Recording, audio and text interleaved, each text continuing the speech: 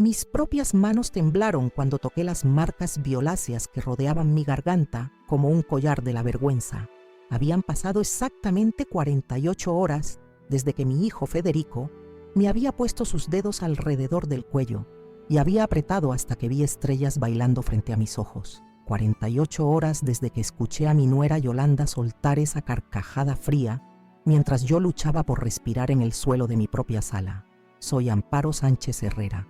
Tengo 68 años y vivo en una casa de adobe con techo de tejas rojas en el barrio de Villa Tunari, aquí en Cochabamba, Bolivia.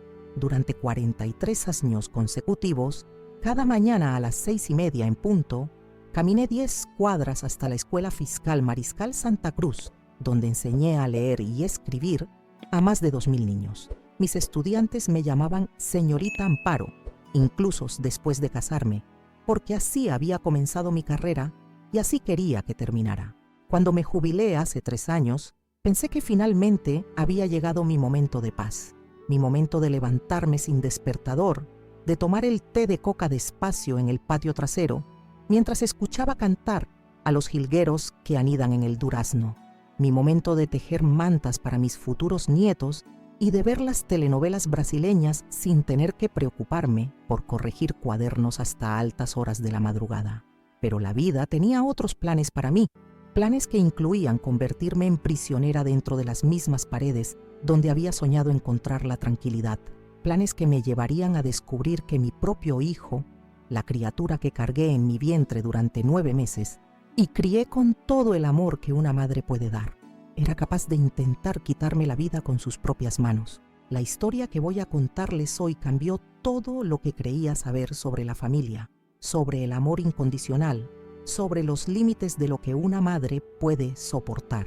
Es una historia que me llevó desde la humillación más profunda hasta el momento más empoderador de mi existencia. Una historia que me enseñó que incluso a los 68 años, cuando muchos piensan que ya no hay tiempo para cambios drásticos, todavía podemos sorprendernos a nosotros mismos. Cuando miro hacia atrás, puedo ver claramente los signos que debería haber reconocido mucho antes, pero cuando estás viviendo una pesadilla día tras día, cuando el abuso se vuelve tan gradual que se siente como la nueva normalidad, es difícil darse cuenta de que estás ahogándote hasta que el agua ya te cubre completamente la cabeza.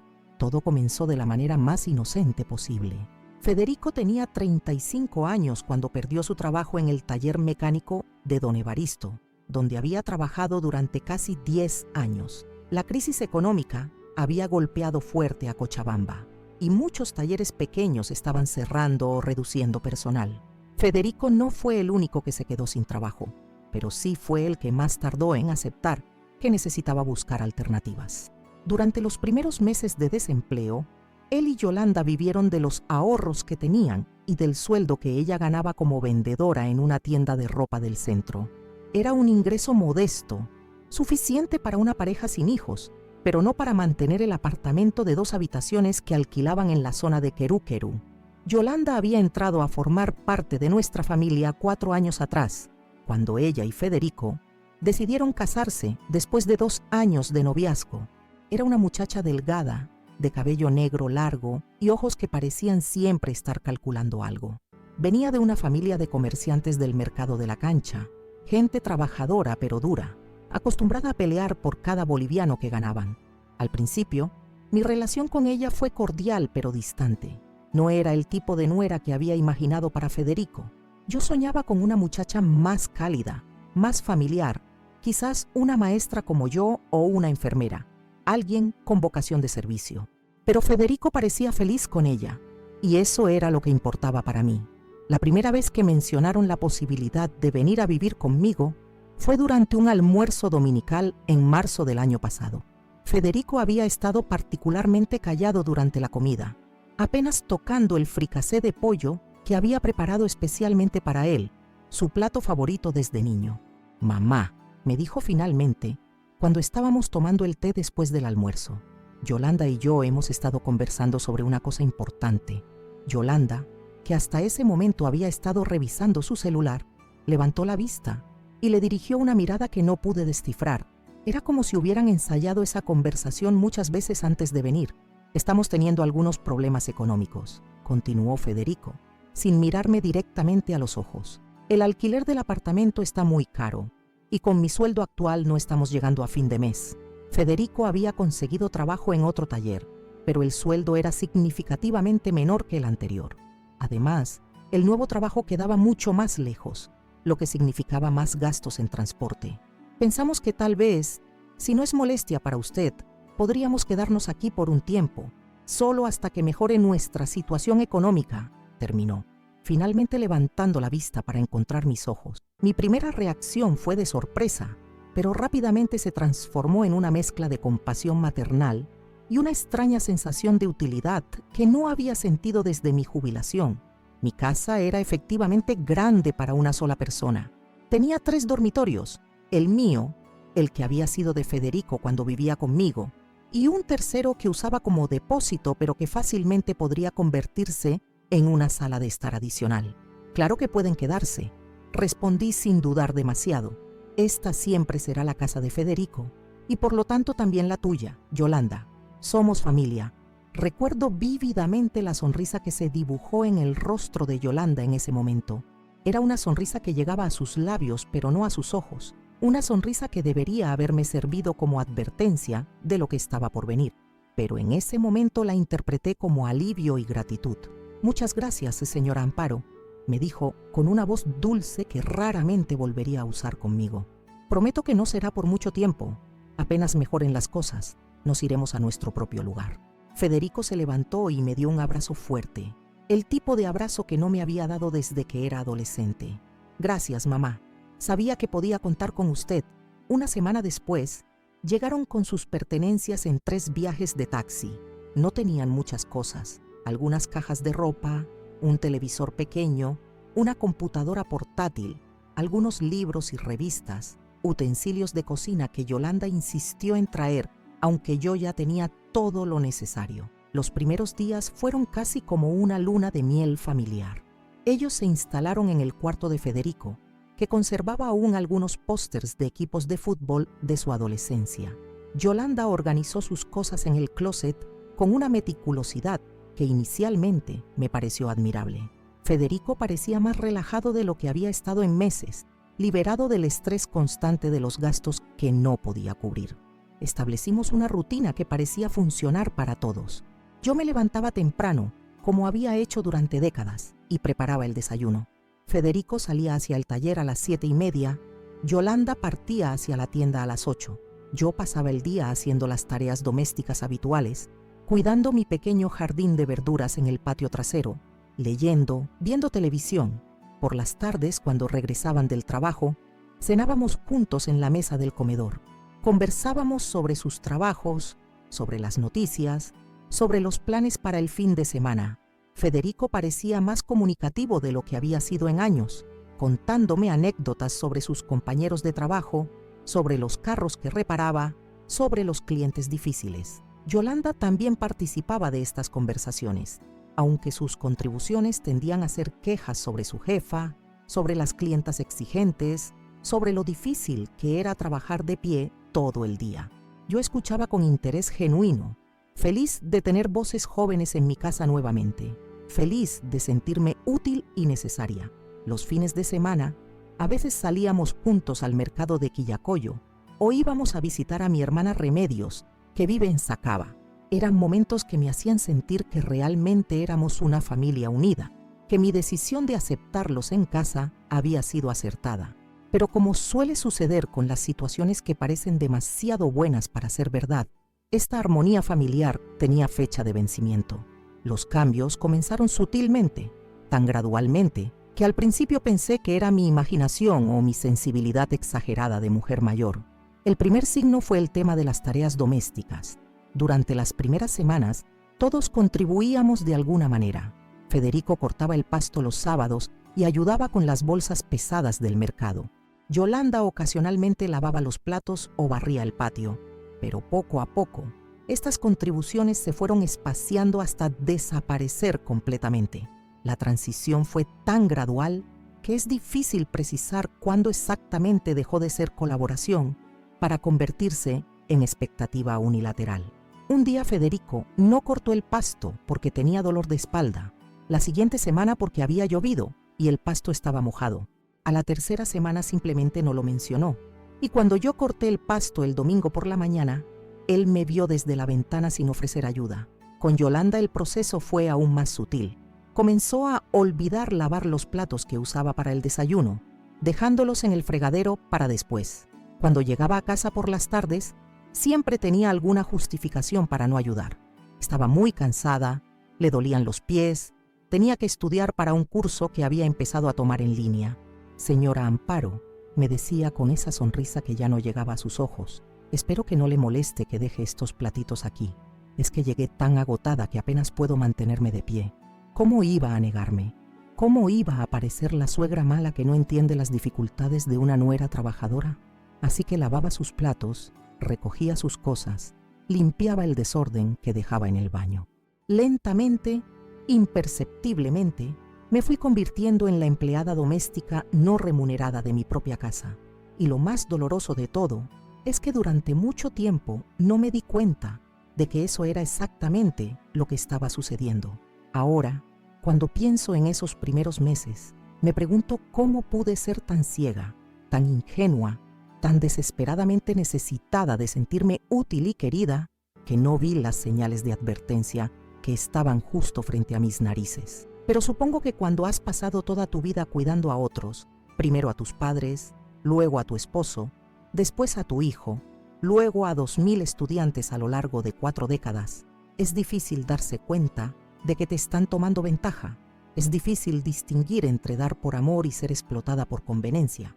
La línea entre ser una anfitriona generosa y ser una víctima de abuso emocional y económico es más delgada de lo que mucha gente imagina.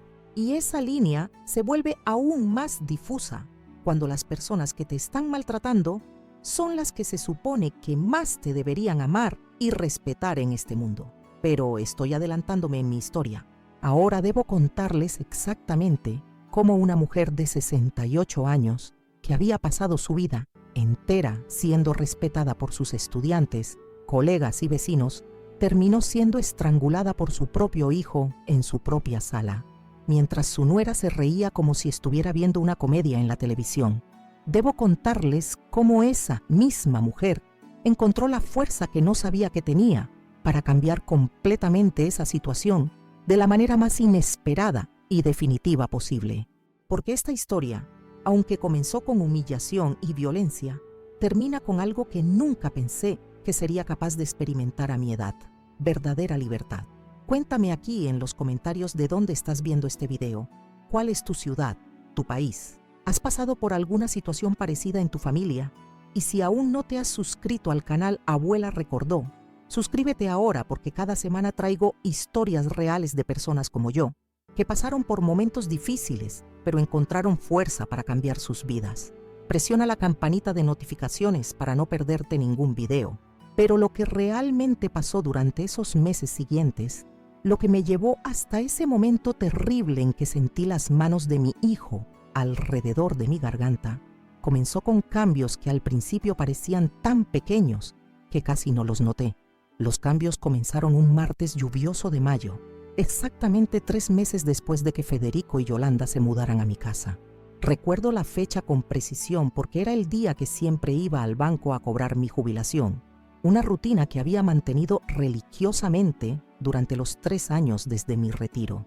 Esa mañana me levanté como siempre a las 6, preparé el desayuno para los 3 y me alisté para salir. Yolanda ya se había ido temprano porque tenía inventario en la tienda, pero Federico seguía en casa, lo que me extrañó porque normalmente salía a las 7:30. Lo encontré sentado en la mesa de la cocina, aún en pijama, con una expresión que no había visto antes en su rostro. No era tristeza ni preocupación, era algo más frío, más calculado. Tenía su teléfono en las manos, pero no lo estaba usando. Simplemente lo giraba entre sus dedos mientras me miraba con esos ojos que ya no reconocía como los del niño que había criado. «Mamá», me dijo con un tono extrañamente formal, «necesito hablar con usted sobre algo importante antes de que salga». Mi corazón se aceleró inmediatamente. Pensé que tal vez había perdido el trabajo nuevamente, o que Yolanda estaba embarazada, o que habían decidido mudarse. Cualquiera de esas opciones me hubiera llenado de diferentes emociones, pero ninguna me preparó para lo que realmente estaba a punto de escuchar. Me senté frente a él, dejando mi bolso y las llaves sobre la mesa. La lluvia golpeaba contra las ventanas de la cocina, creando un ritmo constante que de alguna manera hacía que el silencio entre nosotros fuera aún más incómodo. La situación en esta casa necesita cambiar, comenzó Federico, mirándome directamente a los ojos con una intensidad que me hizo sentir como si estuviera siendo interrogada. Yolanda y yo hemos estado conversando y hay cosas que no están funcionando. ¿Qué tipo de cosas?, pregunté, aunque una parte de mí ya temía la respuesta. Mamá, usted tiene que entender que ahora somos una familia aquí. Una familia funciona cuando cada persona cumple con su rol específico. Mi rol es trabajar fuera de casa y aportar económicamente. El rol de Yolanda es ayudar con los ingresos y manejar ciertos aspectos del hogar. Y el rol de usted hizo una pausa tan larga que llegué a pensar que tal vez había cambiado de opinión sobre lo que iba a decir. Pero no. Solo estaba eligiendo cuidadosamente las palabras que usaría para destrozar por completo la imagen que tenía de mi lugar en mi propia casa. El rol de usted es mantener la casa funcionando. Cocinar, limpiar, lavar la ropa, hacer las compras, todas esas cosas que una casa necesita para funcionar bien. Es la contribución natural de usted a esta familia. Las palabras cayeron sobre mí como bloques de hielo. No podía creer lo que estaba escuchando. Mi propio hijo me estaba asignando oficialmente el papel de empleada doméstica en mi propia casa, y lo estaba haciendo con la frialdad de un gerente explicando responsabilidades laborales a un empleado nuevo. Federico, logré decir después de varios segundos de shock silencioso, yo no soy la empleada de esta casa. Esta es mi casa, hijo. Yo vivo aquí porque es mía, no porque ustedes me permiten estar aquí. Su expresión no cambió. Si acaso, se volvió aún más dura. Mamá, seamos realistas. ¿Quién paga la luz? ¿Quién paga el agua? ¿Quién compra la comida? Su jubilación no alcanza ni para la mitad de los gastos de esta casa. Si no fuera por nuestros sueldos, usted no podría mantener este lugar. Era mentira. Mi jubilación era modesta, pero suficiente para mis necesidades básicas. Y yo había estado contribuyendo proporcionalmente a los gastos desde que ellos llegaron. Pero Federico había distorsionado los números para crear una narrativa en la que yo era una carga económica en lugar de la propietaria de la casa que generosamente había abierto sus puertas. Además, continuó sin darme oportunidad de responder, usted está jubilada, no tiene trabajo, no tiene responsabilidades fuera de casa. Es lógico que se haga cargo de las tareas domésticas. Nosotros trabajamos 8 horas diarias fuera de casa. Cuando llegamos queremos encontrar la casa limpia y la comida lista. No es mucho pedir. No es mucho pedir. Repetí sus palabras, sintiéndome como si estuviera teniendo una pesadilla de la cual no podía despertar. Federico, yo trabajé 43 años de mi vida. Me levanté a las 5:30 de la mañana durante 4 décadas para ir a enseñar. Ahora tengo derecho a descansar, a hacer las cosas a mi ritmo. Mamá, descansar no significa ser una carga para la familia. Si quiere vivir aquí, tiene que aportar algo. Y lo que usted puede aportar es mantener la casa funcionando. La palabra carga resonó en mi cabeza como un eco doloroso. Mi propio hijo acababa de llamarme una carga. A mí, que lo había criado sola después de que su padre muriera. A mí, que había trabajado doble turno durante años para darle educación y oportunidades. A mí, que había sacrificado mi juventud, mis sueños personales, mis posibilidades de rehacer mi vida amorosa, todo por él. Si no le gusta la propuesta, agregó con una sonrisa fría que jamás olvidaré, siempre puede buscar otro lugar donde vivir, pero si decide quedarse aquí, estas son las reglas. Me levanté de la silla sintiéndome mareada. No podía procesar completamente lo que acababa de escuchar. Salí de la casa para ir al banco como había planeado, pero caminé por las calles de Cochabamba como un zombi, sin realmente ver nada de lo que me rodeaba. En el banco, mientras esperaba en la fila para cobrar mi jubilación, traté de analizar racionalmente lo que había pasado. Tal vez Federico estaba pasando por un momento difícil en el trabajo. Tal vez la presión económica lo había puesto irritable. Tal vez solo necesitaba tiempo para darse cuenta de lo injusto de su propuesta. Pero cuando regresé a casa 2 horas después, Encontré evidencia de que Federico hablaba completamente en serio. Había una lista escrita a mano pegada en la puerta del refrigerador. Una lista de tareas domésticas con mi nombre en la parte superior. Responsabilidades de mamá, decía el título, escrito con la letra de Yolanda. Debajo había una lista detallada. Lunes, lavar ropa, limpiar baños, preparar almuerzo especial. Martes, limpieza general de la casa, planchar, hacer compras. Miércoles, limpiar ventanas, organizar armarios, preparar cena especial. Y así seguía, día por día hasta el domingo, que incluía limpieza profunda de toda la casa y preparación de comidas para la semana siguiente.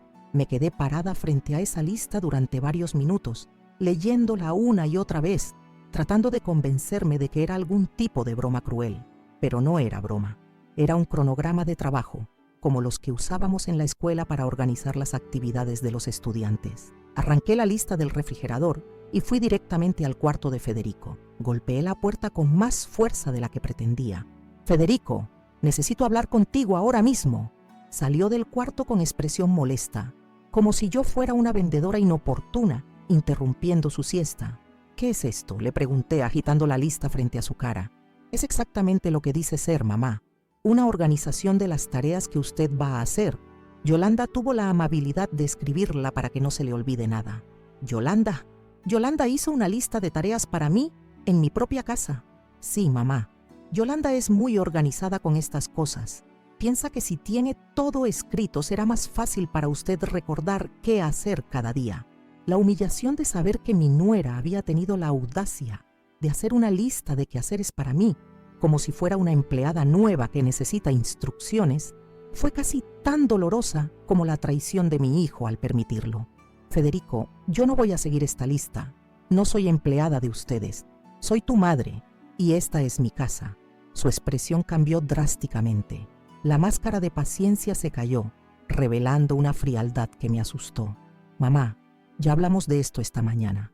Si quiere quedarse aquí, estas son las condiciones. Si no le gustan, ya sabe dónde está la puerta». Esa noche, cuando Yolanda regresó del trabajo, me estaba esperando en la sala. Quería escuchar de sus propios labios la justificación para esa lista. «Yolanda», le dije tan calmadamente como pude, «necesito que me expliques por qué hiciste una lista de tareas para mí». Se sentó en el sofá con la comodidad de alguien que se siente completamente dueña del lugar. Ni siquiera se veía avergonzada o incómoda. «Ay, señora Amparo, no se ponga así. Es solo para organizarnos mejor. Una casa no se mantiene sola, ¿verdad? Y como usted tiene todo el tiempo del mundo». «Tengo todo el tiempo del mundo porque me lo gané trabajando 43 años», la interrumpí. «Bueno, sí, pero ese tiempo ya pasó. Ahora está jubilada y nosotros estamos trabajando. Es natural que la persona que está en casa se haga cargo de las cosas de la casa». Federico apareció desde la cocina con una cerveza en la mano, como si hubiera estado esperando esta conversación para hacer su entrada triunfal. «Mamá, Yolanda tiene razón. Usted no puede vivir aquí como si fuera una huéspeda en un hotel. Todos tenemos que contribuir de alguna manera». «¿Contribuir? Pero si esta es mi casa. Yo les estoy dando techo. Les estoy compartiendo mi espacio. Su casa que no podría mantener sin nuestra ayuda económica», me cortó Federico. «Mamá, sea realista. Sin nuestros sueldos, usted tendría que vender esta casa o irse a vivir a un asilo». Esas palabras fueron como una bofetada. Un asilo. Mi propio hijo me estaba amenazando con mandarme a un asilo si no aceptaba ser su empleada doméstica gratuita. Además, agregó Yolanda con esa sonrisa falsa que ya estaba empezando a odiar, «no es tan terrible. Solo son tareas normales de casa. Cualquier ama de casa las hace todos los días. Yo no soy el ama de casa de ustedes. Soy la dueña de esta casa. En los papeles, tal vez», dijo Federico con un tono que me heló la sangre. «Pero en la práctica, esta casa funciona con nuestro dinero. Y quien pone el dinero pone las reglas». Esa noche no pude dormir.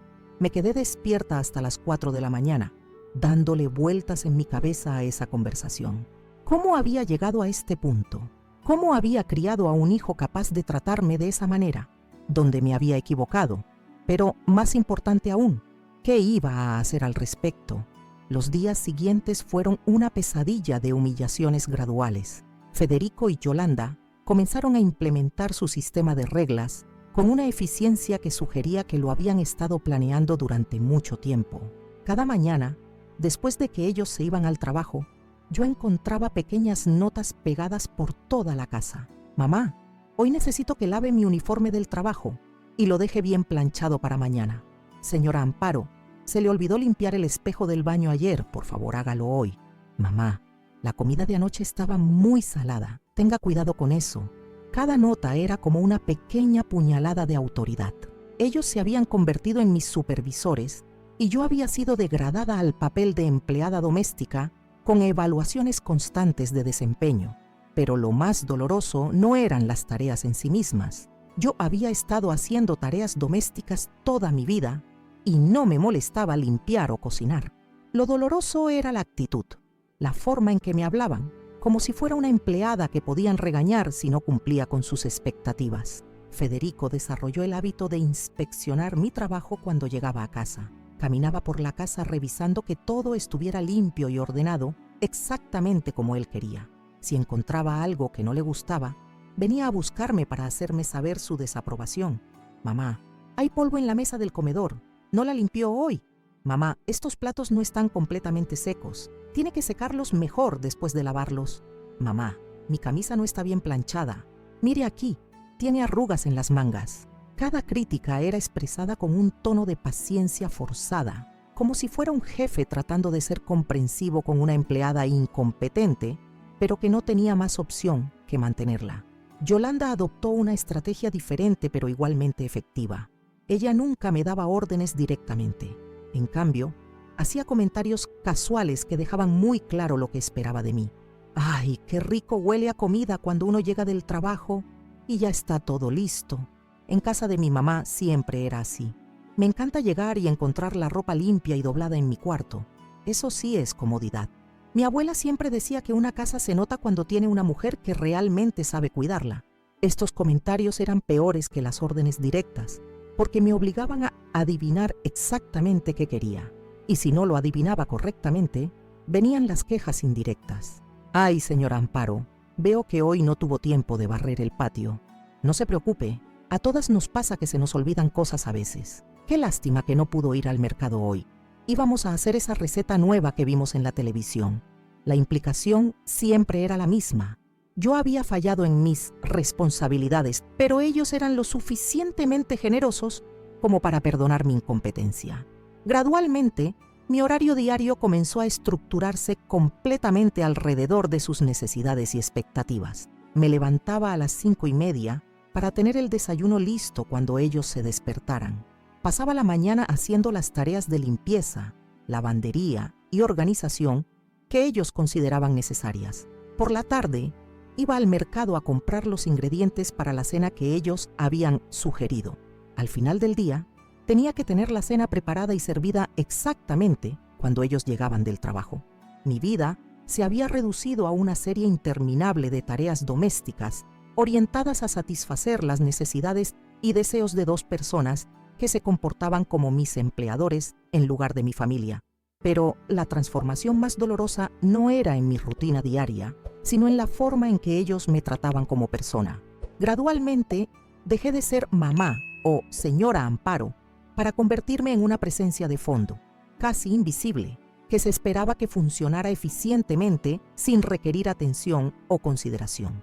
Cuando llegaban a casa, ya no me preguntaban cómo había estado mi día, no me contaban sobre sus trabajos o sus planes, simplemente esperaban que la cena estuviera lista y que yo desapareciera discretamente mientras ellos comían y veían televisión.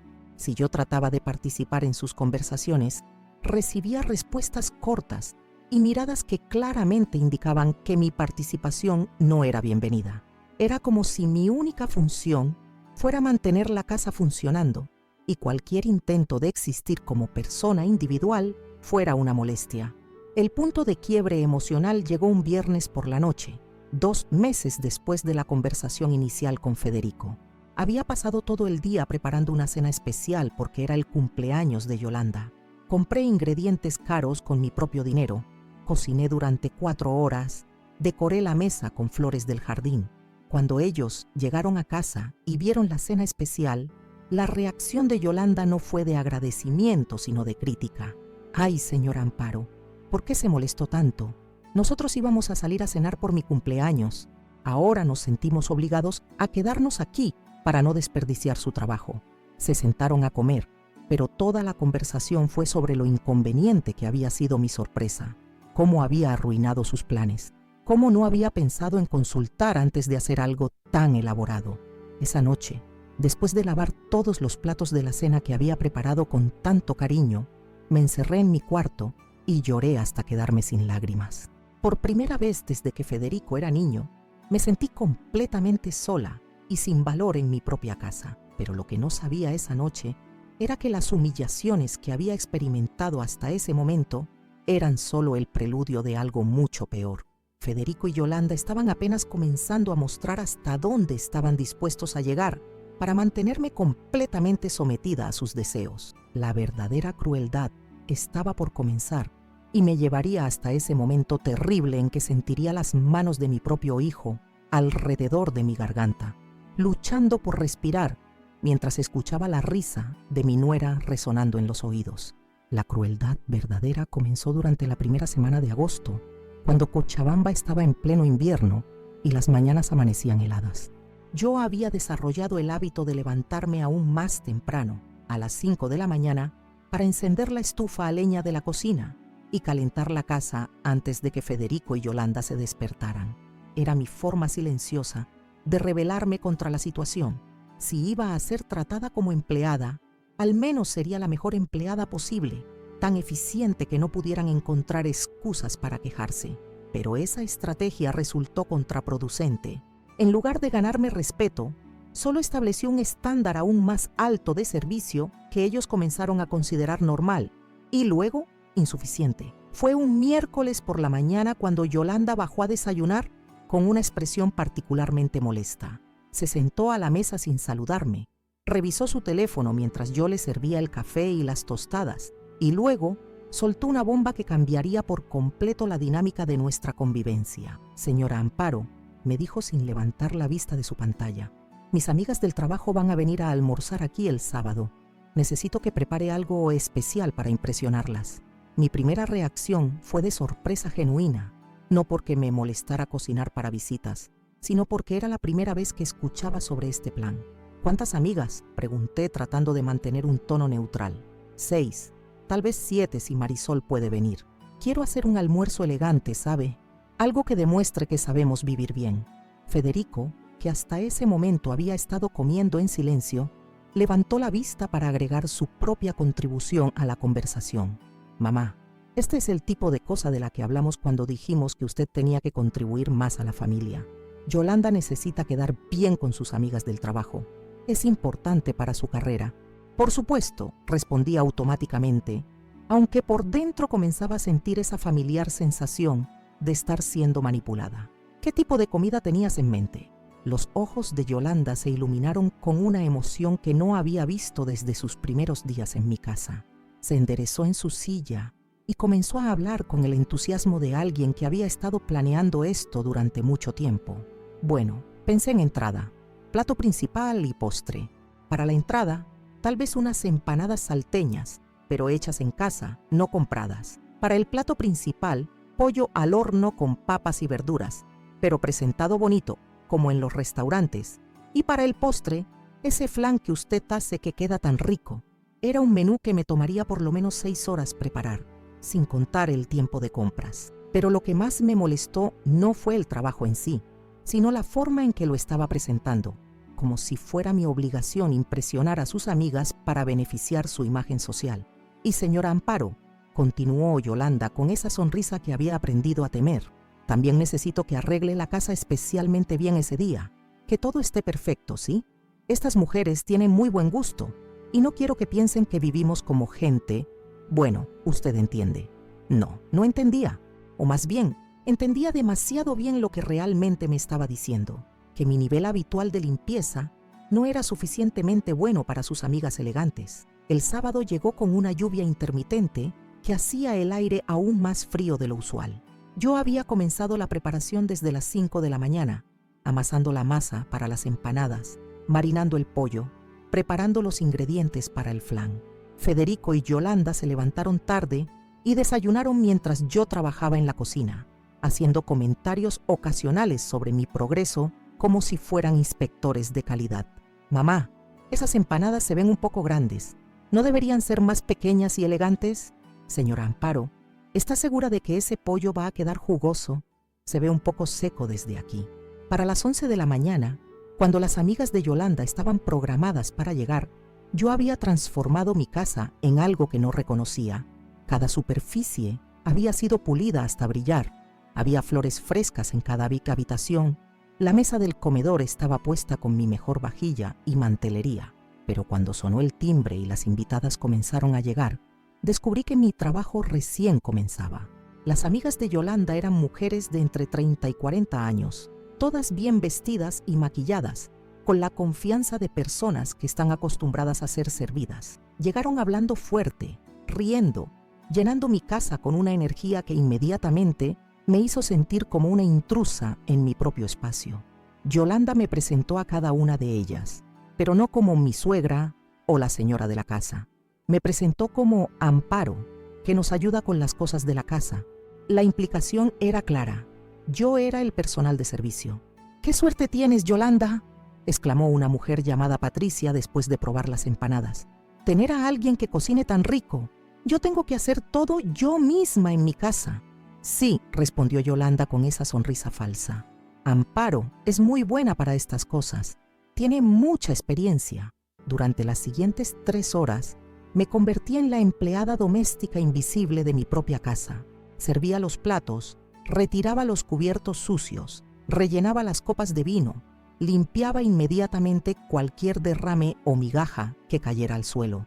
Las mujeres hablaban sobre sus trabajos, sus esposos, sus planes de vacaciones, como si yo no estuviera presente. Cuando necesitaban algo, le decían a Yolanda: «¿Podrías pedirle a Amparo que traiga más pan?», en lugar de dirigirse directamente a mí. Pero lo más humillante llegó cuando comenzaron a hacer comentarios sobre mi comida y mi servicio como si yo fuera sorda. «Esta empanada está deliciosa, pero tal vez un poquito salada para mi gusto. El pollo está bien, aunque yo lo hubiera condimentado diferente. El postre está rico, pero mi empleada hace uno parecido que queda más cremoso». Cada comentario era una evaluación de mi desempeño, hecha sin consideración por mis sentimientos o dignidad. Estas mujeres habían venido a mi casa, habían comido mi comida, habían disfrutado de mi hospitalidad y me trataban como si fuera una máquina culinaria sin emociones. Cuando finalmente se fueron, alrededor de las 4 de la tarde, yo estaba física y emocionalmente agotada. Había estado de pie durante 11 horas seguidas. Había cocinado para 8 personas, había servido 3 comidas completas y había limpiado constantemente durante todo el evento. Mi primera expectativa era que Yolanda al menos agradecería el esfuerzo. Pero cuando las últimas invitadas salieron por la puerta, ella vino a la cocina donde yo estaba, comenzando a lavar la montaña de platos sucios, y en lugar de gratitud, recibí críticas. «Señora Amparo, las empanadas estaban un poquito saladas. La próxima vez trate de usar menos sal. Y cuando sirva el vino, trate de no hacer ruido con la botella contra las copas. Se nota mucho. Ah, y una de mis amigas me comentó que usted se veía un poco desarreglada. Para la próxima vez, tal vez podría arreglarse un poquito más cuando tengamos visitas». Desarreglada. Después de 11 horas de trabajo intenso, después de sudar sobre la estufa y correr de un lado a otro sirviendo a sus amigas, ella pensaba que mi problema era que me veía desarreglada. Esa noche, después de lavar todos los platos, limpiar la cocina y guardar los restos de comida, me desplomé en mi cama sintiendo algo que nunca antes había experimentado en mi propia casa. Vergüenza de mí misma, vergüenza por haber permitido que me trataran de esa manera, vergüenza por haber sonreído y servido a mujeres que me habían tratado como si fuera invisible, vergüenza por haber traicionado al Amparo, que había sido una maestra respetada, una profesional digna, una mujer con valor propio. Pero la humillación del almuerzo de Yolanda resultó ser solo el primer acto de una obra mucho más cruel, porque Federico había estado observando toda la dinámica, había visto lo sumisa que me había vuelto y había decidido que era momento de implementar el siguiente nivel de su plan. El lunes siguiente, Cuando llegué a la cocina a las 5 de la mañana, como había estado haciendo durante meses, encontré otra lista pegada en el refrigerador. Pero esta no era como las anteriores. Esta era mucho más detallada, más específica y más humillante. Nuevas reglas para el funcionamiento de la casa, decía el título, escrito con la letra de Federico. La lista incluía cosas como: 1. Mamá debe tener el desayuno listo exactamente a las 6:30 am. Si no está listo a esa hora, no se servirá desayuno ese día. 2. La casa debe estar completamente limpia antes de las 9 am todos los días. Esto incluye aspirar, trapear, limpiar baños y hacer las camas. 3. El almuerzo debe estar preparado para las 12:30 pm cada día, incluso si nosotros no vamos a estar en casa. La comida debe mantenerse caliente por si decidimos volver. 4. Mamá no puede usar la televisión de la sala entre las 6 pm y las 11 pm. Ese es nuestro tiempo de relajación. 5. Mamá no puede recibir visitas sin permiso previo de Federico y Yolanda. 6. Mamá debe mantenerse presentable en todo momento. Esto significa estar vestida apropiadamente y con el cabello arreglado antes de las 7 am. Había 17 reglas en total, 17 maneras en las que mi hijo y mi nuera habían decidido controlar cada aspecto de mi existencia en mi propia casa. Leí la lista 3 veces, cada vez sintiéndome más pequeña, más insignificante, más atrapada. No eran sugerencias o pedidos, eran órdenes, y la implicación clara era que si no las seguía, habría consecuencias. Cuando Federico bajó a desayunar esa mañana, yo tenía la lista en mis manos y temblaba de indignación. ¿Qué es esto?, le pregunté agitando el papel frente a él. Es exactamente lo que dice ser mamá. Reglas para que la casa funcione mejor. Yolanda y yo hemos notado que últimamente usted ha estado un poco descuidada con algunas cosas. Pensamos que tener todo por escrito ayudaría. Federico, estas no son reglas para una casa. Esto es como un reglamento para una empleada. Bueno, respondió con esa sonrisa fría que había perfeccionado. Si el zapato le queda. Me quedé sin palabras. Mi propio hijo acababa de confirmar que me consideraba su empleada. No su madre, no la dueña de la casa donde vivía gratis, no la mujer que había sacrificado todo para criarlo, su empleada. Y mamá, agregó mientras untaba mantequilla en su tostada con la casualidad de alguien discutiendo el clima. Si alguna de estas reglas le molesta demasiado, siempre puede mudarse a un lugar donde no tenga que seguirlas. Pero mientras viva en esta casa, esto es lo que esperamos. Esa amenaza velada se convirtió en el trasfondo constante de mi vida durante las siguientes semanas. Cada mañana me levantaba sabiendo que cada pequeña acción sería evaluada según esas 17 reglas. Cada comida que preparaba, cada superficie que limpiaba, cada interacción que tenía con ellos estaba sujeta a su sistema de inspección y crítica, y ellos se tomaban muy en serio su papel de supervisores. Federico desarrolló el hábito de hacer rondas de inspección cuando llegaba del trabajo, caminando por toda la casa con un aire de autoridad que me recordaba a los inspectores del Ministerio de Educación que ocasionalmente visitaban mi escuela. Mamá, hay polvo en esta repisa. ¿No la limpió hoy? Mamá, esta comida está muy condimentada. Recuerde que no nos gusta la comida muy picante. Mamá, su ropa se ve arrugada. ¿No leyó la regla sobre mantenerse presentable? Yolanda adoptó un enfoque más sutil, pero igualmente efectivo. Hacía comentarios casuales que claramente referenciaban las reglas sin mencionarlas directamente. ¡Ay, qué rico llegar a casa y encontrar todo perfectamente limpio! Se nota cuando alguien realmente sigue un sistema organizado. Me encanta que la comida esté siempre lista exactamente a tiempo. Eso demuestra verdadero profesionalismo. Es tan agradable tener la casa tranquila en las noches. Cada persona en su espacio, sin molestarse mutuamente. Cada comentario era un recordatorio de que mi comportamiento estaba siendo monitoreado y evaluado constantemente. No podía relajarme ni por un momento, porque cualquier desviación de sus expectativas resultaría en críticas, o peor aún, en amenazas de expulsión. Gradualmente, comencé a desarrollar síntomas físicos del estrés constante. Mis manos desarrollaron un temblor leve, que se notaba especialmente cuando servía el té o escribía. Comencé a tener dolores de cabeza frecuentes, especialmente por las tardes después de un día completo de caminar en puntillas alrededor de sus exigencias. Mis patrones de sueño se volvieron erráticos. Me despertaba varias veces cada noche, preocupándome por las tareas del día siguiente, repasando mentalmente la lista de reglas para asegurarme de no haber olvidado nada. Algunas noches me levantaba a las 3 de la mañana para revisar que la cocina estuviera completamente limpia, aterrorizada de que Federico encontrara algún problema durante su inspección matutina. Pero el cambio más doloroso no era físico sino emocional. Gradualmente, comencé a perder el sentido de quién era como persona. Durante 43 años había sido la señorita Amparo, respetada por sus colegas, querida por sus estudiantes, reconocida en su comunidad como una mujer educada y digna.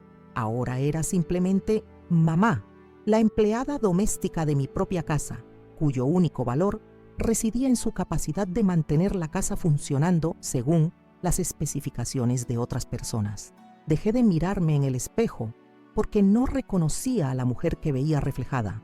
Era una mujer encorvada, con ojeras profundas, con la expresión constantemente ansiosa de alguien que vive en estado de alerta permanente.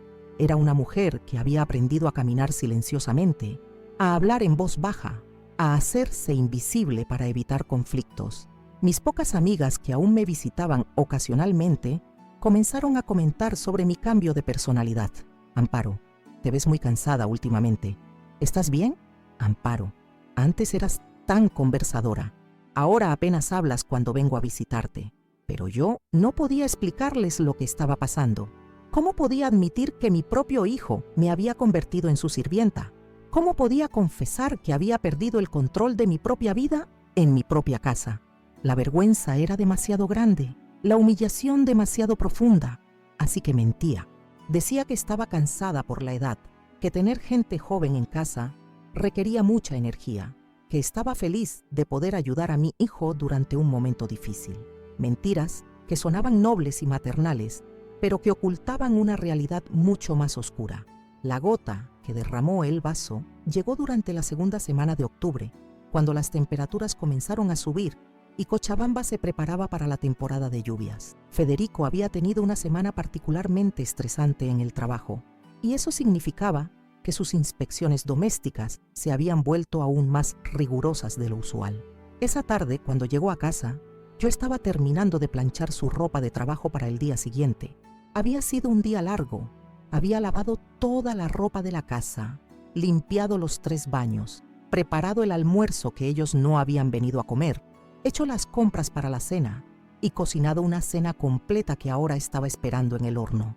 Federico entró a la casa con una expresión particularmente sombría. No me saludó, como había sido su costumbre durante los últimos meses. Simplemente dejó su mochila en el suelo y comenzó su inspección rutinaria. Primero fue a la cocina, donde abrió el horno para revisar la cena.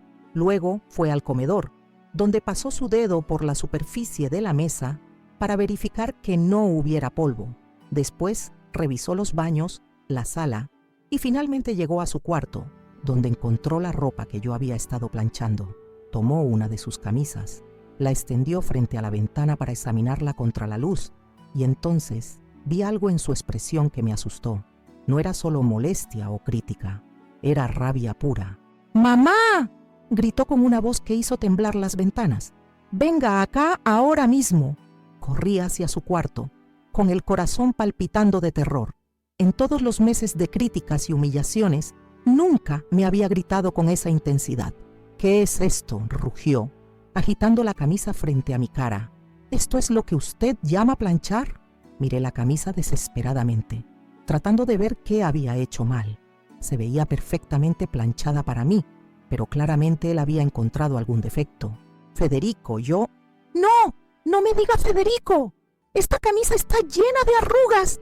¡Mire aquí y aquí y aquí!, señaló Arias, que para mis ojos se veían perfectamente lisas, pero su rabia era tan intensa que no me atreví a contradecirlo.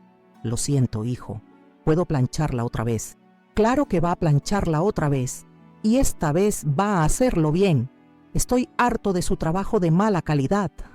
Fue entonces cuando llegó el momento que cambiaría todo para siempre.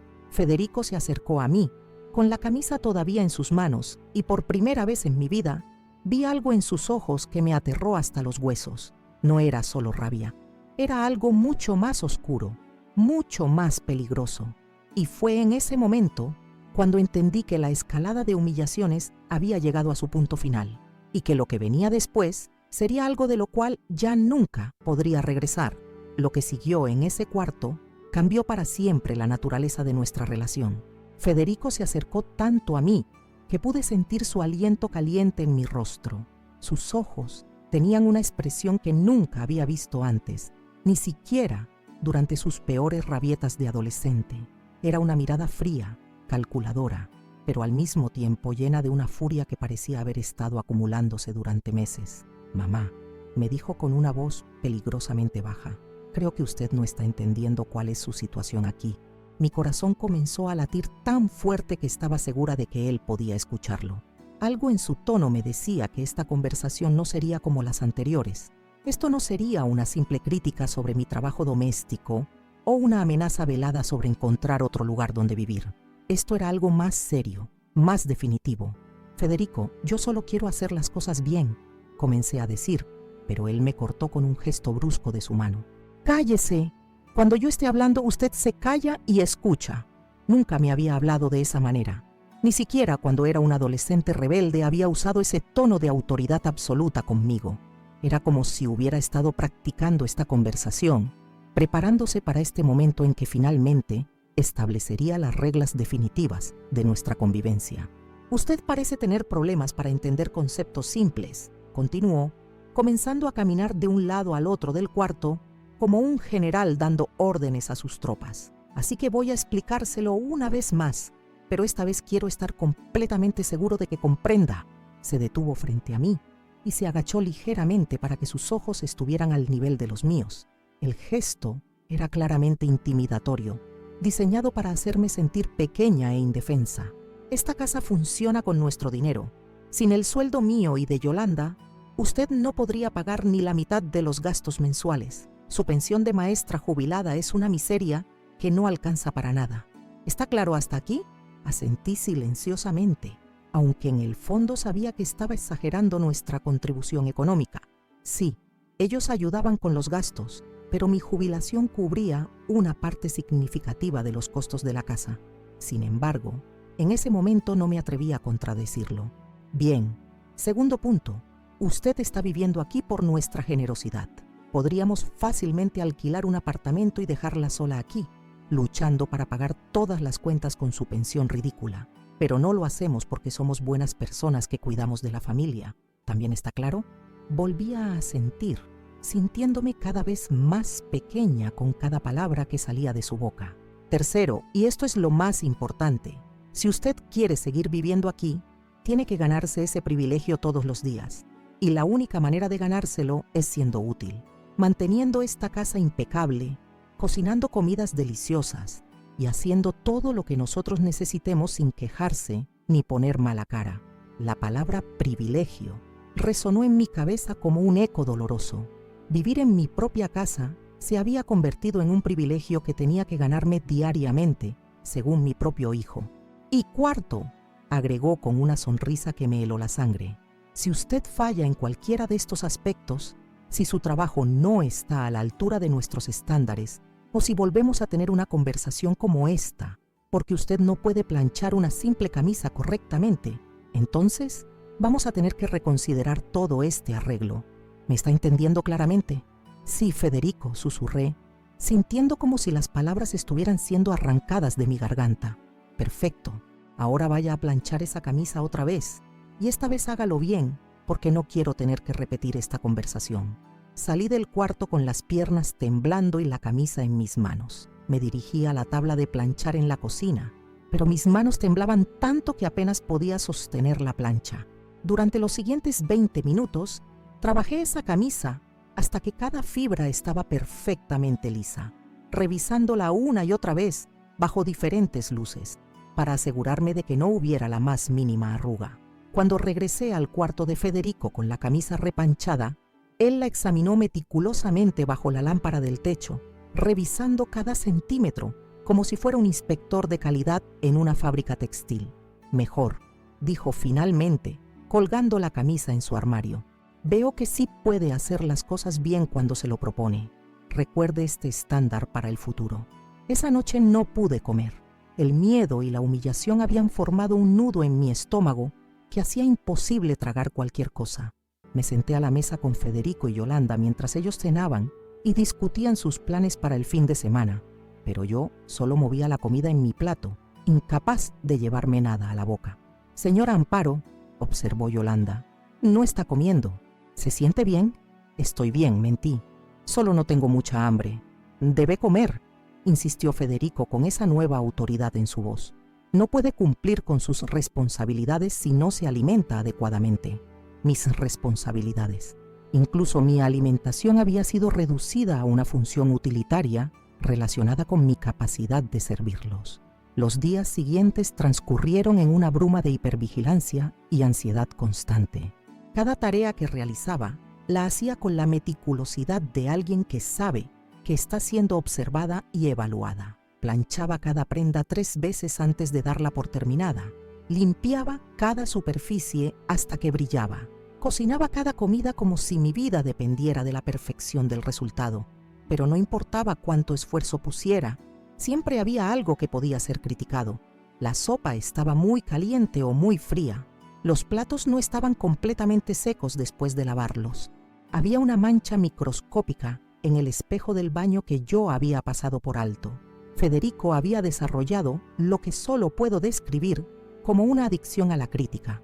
Parecía obtener un placer genuino de encontrar fallas en mi trabajo, por más insignificantes que fueran, y cada crítica venía acompañada de un recordatorio de lo que pasaría si mi desempeño no mejoraba. «Mamá, este arroz está un poco pegajoso. Espero que mañana recuerde cocinar mejor, porque no vamos a tolerar comida de mala calidad indefinidamente. Mamá, olvidó limpiar la base del inodoro. Estos pequeños detalles importan si quiere mantener esta casa en condiciones aceptables. Mamá, su ropa se ve arrugada otra vez. Ya hablamos sobre la importancia de mantenerse presentable». Yolanda había adoptado un papel de supervisora auxiliar que de alguna manera era aún más humillante que las críticas directas de Federico. Ella hacía comentarios aparentemente casuales que en realidad eran evaluaciones de mi desempeño. «Ay, qué rico huele la cocina cuando alguien realmente sabe condimentar la comida correctamente. Me encanta llegar a casa y encontrar todo tan bien organizado. Se nota cuando alguien pone verdadero esfuerzo en su trabajo. Es una bendición tener a alguien en casa que entiende la importancia de los detalles pequeños». Cada cumplido era en realidad una forma sutil de recordarme que mi valor como persona dependía enteramente de mi capacidad de mantener su satisfacción con mi trabajo doméstico. Pero lo más doloroso no eran las críticas constantes, sino la forma en que habían logrado convencerme de que las merecía. Gradualmente, comencé a internalizar sus estándares como propios. Cuando encontraba una pequeña imperfección en mi trabajo, me sentía genuinamente culpable, como si hubiera fallado no solo a ellos, sino a mí misma. Desarrollé una rutina de autocrítica que era aún más rigurosa que sus inspecciones. Cada noche, antes de acostarme, repasaba mentalmente todo lo que había hecho durante el día, buscando errores, planificando cómo podía mejorar al día siguiente. Me había convertido en mi propia supervisora más severa. Las pocas veces que logré hacer algo que ellos consideraron excepcional, la sensación de alivio y satisfacción era tan intensa que se había vuelto adictiva. Vivía para esos momentos raros en que Federico decía, «Buen trabajo, mamá», o cuando Yolanda comentaba que la comida estaba perfecta. Esos pequeños reconocimientos se habían convertido en la única fuente de autoestima que me quedaba. Mi mundo exterior se había encogido hasta desaparecer casi completamente. Dejé de recibir amigas porque siempre había alguna tarea urgente que hacer. Dejé de ir a la iglesia los domingos porque ese era el día designado para la limpieza profunda semanal. Dejé de leer, de escuchar música, de hacer cualquiera de las actividades que antes me daban placer. Mi identidad como Amparo, la maestra, la mujer educada, la persona con pensamientos e intereses propios, había sido sistemáticamente erosionada hasta que lo único que quedaba era mi función como mantenedora de la casa. Era como si hubiera olvidado que alguna vez fui otra cosa que no fuera una empleada doméstica no remunerada. El quiebre final llegó durante la última semana de octubre, en un día que había comenzado como cualquier otro, pero que terminaría cambiando todo para siempre. Era un viernes, y yo había pasado la semana preparándome para otro almuerzo que Yolanda había organizado, esta vez para celebrar el cumpleaños de una de sus compañeras de trabajo. Había gastado 2 días cocinando platos elaborados, decorando la casa, asegurándome de que todo estuviera perfecto según los estándares cada vez más altos que ellos habían establecido. El almuerzo había ido bien. Las invitadas habían elogiado la comida, la casa se veía impecable, y por una vez parecía que Yolanda estaba genuinamente satisfecha con mi trabajo. Después de que las últimas invitadas se fueran, yo estaba en la cocina lavando la montaña de platos y utensilios que habían quedado del evento. Federico llegó del trabajo más temprano de lo usual, aparentemente de buen humor por alguna noticia positiva que había recibido en el taller. Entró a la cocina silbando una melodía que no reconocí, y por un momento pensé que tal vez me felicitaría por el éxito del almuerzo. En cambio, se acercó al refrigerador, tomó una cerveza y comenzó a hablarme sobre sus planes para el fin de semana. Él y Yolanda habían decidido ir a visitar a la familia de ella en Santa Cruz y estarían fuera hasta el domingo por la noche. «Mamá», me dijo mientras abría su cerveza, «aprovechamos que no vamos a estar aquí para que usted haga una limpieza completa de toda la casa. Quiero que cuando regresemos el domingo todo esté perfecto. Y cuando digo perfecto, me refiero a que cada rincón, cada superficie, cada detalle esté impecable». Asentí automáticamente, aunque por dentro sentí una familiar punzada de resentimiento. Después de 2 días intensivos preparando el almuerzo, la perspectiva de pasar un fin de semana entero limpiando la casa de arriba a abajo me agotaba solo de pensarlo. «También», continuó Federico, «necesito que lave y planche toda nuestra ropa para la semana que viene y que reorganice nuestro armario porque está un poco desordenado. Ah, y que limpie las ventanas por fuera también porque se ven sucias». La lista siguió creciendo durante los siguientes 10 minutos. Para cuando terminó, había agregado suficientes tareas para mantenerme ocupada durante todo el fin de semana sin un momento de descanso. «Y mamá», agregó casi como una idea tardía, «no queremos que reciba visitas mientras no estemos. Necesitamos saber que usted va a estar concentrada en su trabajo, no distraída con socialización innecesaria». Esa restricción fue la gota que derramó un vaso que había estado llenándose durante meses. No solo me habían convertido en su empleada doméstica no remunerada, sino que ahora también controlaban mi vida social, decidiendo cuándo y con quién podía interactuar. «Federico», dije, sorprendiéndome a mí misma por usar un tono más firme de lo que había usado en meses, «creo que estás pidiendo demasiado. Yo también necesito tiempo para descansar». El silencio que siguió fue ensordecedor. Federico se quedó inmóvil, con la cerveza a medio camino hacia su boca, mirándome como si hubiera dicho algo completamente incomprensible. Lentamente, bajó la cerveza y se volvió para mirarme directamente.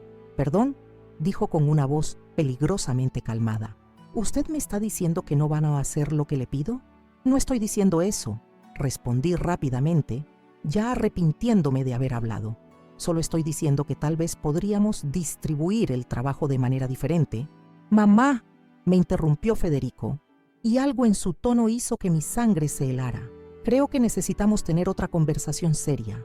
Yolanda apareció en la entrada de la cocina en ese momento, como si hubiera estado esperando esta confrontación. Se apoyó contra el marco de la puerta con los brazos cruzados, claramente preparándose para disfrutar el espectáculo. «Siéntese», me ordenó Federico, señalando una silla de la mesa de la cocina. Me senté obedientemente, sintiendo como una niña que está a punto de ser regañada por mal comportamiento. «Parece que usted ha olvidado algunas cosas importantes que discutimos hace unas semanas», comenzó Federico, comenzando a caminar alrededor de la mesa mientras hablaba. «Específicamente, parece que ha olvidado cuál es su lugar en esta casa y cuáles son sus responsabilidades». «Federico, yo solo...» «No», rugió con una intensidad que me hizo saltar en la silla. «No hable cuando yo estoy hablando». El volumen de su voz fue tan repentino y tan violento que me quedé paralizada de shock. En todo el tiempo que lo conocía, nunca me había gritado con esa furia. «Usted va a escuchar lo que tengo que decir y no va a interrumpir ni una sola vez. ¿Está claro? Asentí silenciosamente, sintiendo lágrimas formándose en mis ojos. Bien, ahora voy a recordarle algunas verdades básicas que parece haber olvidado. Primera verdad, esta casa se mantiene con nuestro dinero. Sin nosotros, usted estaría viviendo en la calle o en un asilo de ancianos. Segunda verdad, su única contribución a esta familia es hacer las tareas domésticas. Tercera verdad, si usted no puede cumplir con esas tareas sin quejarse, entonces no tiene ningún valor para nosotros. Cada palabra era como una puñalada en mi autoestima. Federico había reducido mi existencia entera a mi utilidad como empleada doméstica y estaba dejando muy claro que incluso esa utilidad era cuestionable. Cuarta verdad, continuó, acercándose más a donde yo estaba sentada.